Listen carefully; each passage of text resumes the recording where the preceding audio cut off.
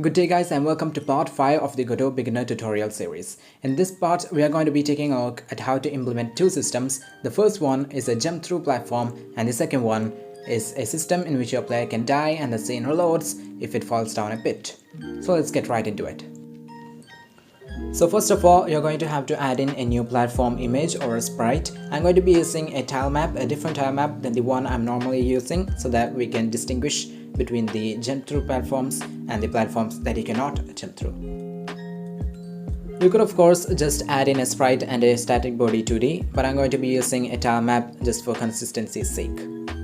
Once you've added in your tile map, laid it down perfectly or however you like it to be, it's time to add in a collision to your tile map.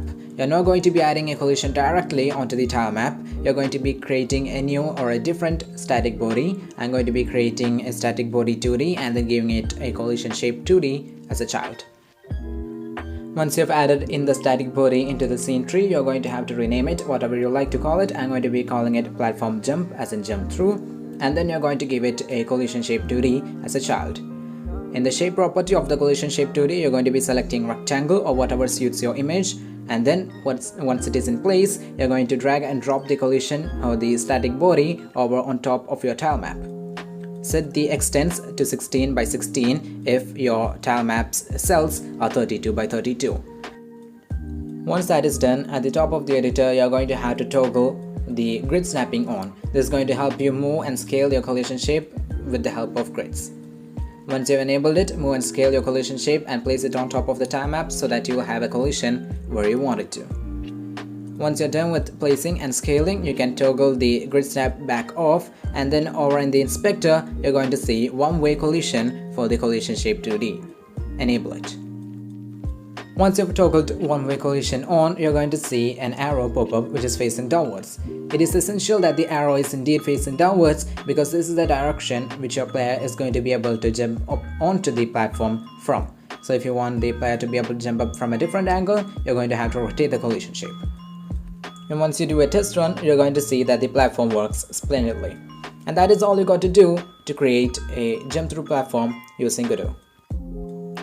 So next up, we are going to be creating a system in which if the player falls down a pit, then the game is going to reload the current scene.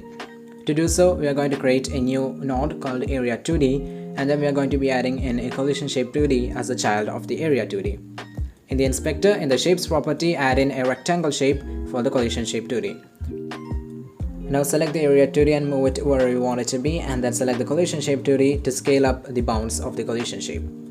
I'm going to be increasing the size of the collision shape a little bit bigger than the pit itself so that if the character moves while in the air, it's not going to be avoiding the collision shape and not trigger the reload function.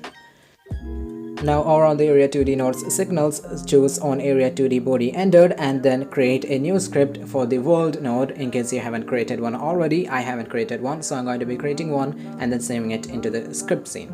Now that the world has a script, erase everything that comes by default and then attach the area 2D's signal on area 2D body entered over onto the world's script.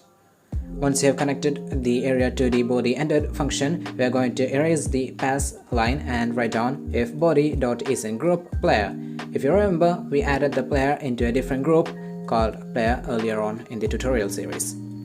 This has to be done if you are going to be using this approach to reload the current scene.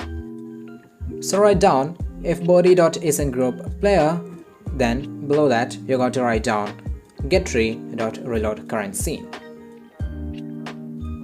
So when you save it and run it, you're going to see that the player works perfectly. It moves around, it is able to jump around, and it's also able to collect the coins which we added in the last part, and we can also jump through the platform and also fall to the pit and the scene reloads.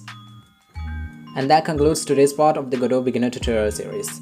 I'll be coming with more tutorials in the future, so until then, goodbye.